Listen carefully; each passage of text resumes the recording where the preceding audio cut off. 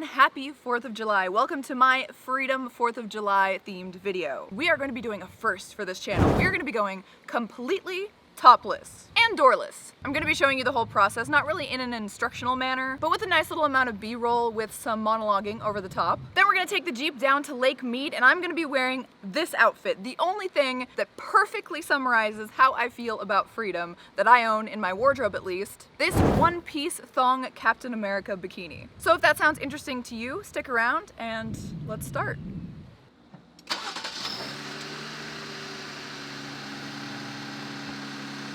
Why, hello there, partner. You guys can't see me at all, can you?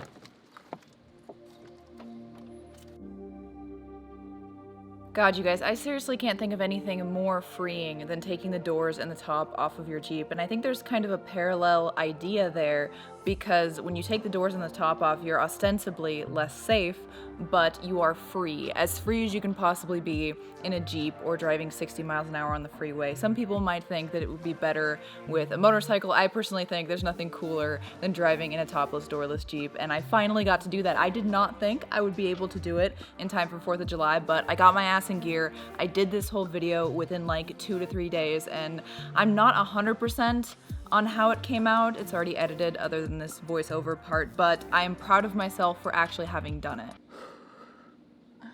My arm is tired. With all of that out of the way, I do want to talk a little bit about freedom and how important I think it is. I'm not going to talk too much about being patriotic for the United States. I did a little bit of that last year. I've gotten more patriotic as I've gotten older, but I know that everyone in America is kind of in a tight spot. It's very divided right now. Everything you hear in the media is very divisive, and I think because it's an election year, a lot of people are just trying to stir up drama so that you vote vehemently one way or the other, and I don't want to be a part of that. I don't want to divide my audience in that way, because to me, we're all just individuals and it doesn't matter how or who you vote for. That's so hard. They're gonna drop it. So instead, I thought we would talk a little bit about having a liberated mind. I don't want anyone else to control your emotions or your thought process. I don't want you to feel bogged down by negativity or the problems of others or what's going on today in society that really doesn't directly affect you. Perhaps somewhere down the line it will directly affect you, but if you're worrying so much all the time about things you can't control, it's going to make it so that you can't control your emotions, and therefore you can't control how you're feeling.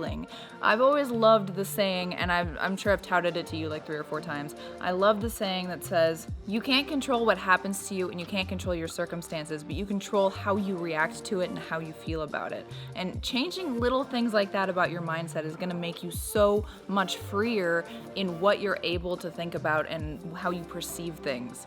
I want you guys to turn off the negative media. I want you guys to stop watching the news every single day. I want you to stop worrying about the pandemic. Obviously, take your precautions and do whatever you think is right there, but stop spending your time while you're not actively working on something about that or changing something about that. Just stop thinking about it so much. Stop letting it weigh you down so that you don't reach your goals and you don't live the way that you want to live and that you feel overall negative. If you're one of those people that feels overall negative throughout the day, more negative than positive, then I want you to try to work on that a little bit, because you can change the way that you see things and the way that you feel. And that's pretty much all I want to say here in this little voiceover.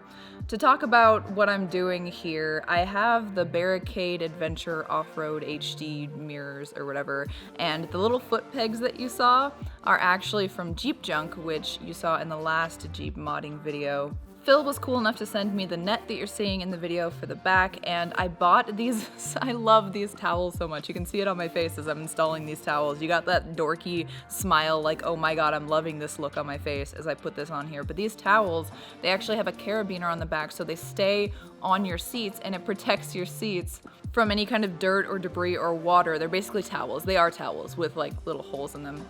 I love it so much. It says Jeep. It has the Jeep grill on there. I love it. I am just so in love with my build so far. There's a few other things that I want to add to this, and there were a few things that I would change. Also, I did not know that even though they are aluminum doors, they are quite heavy still, so I had a hard time lifting them up high enough onto the Jeep Junk rack. Yes, Jeep Junk is also the person who made the rack.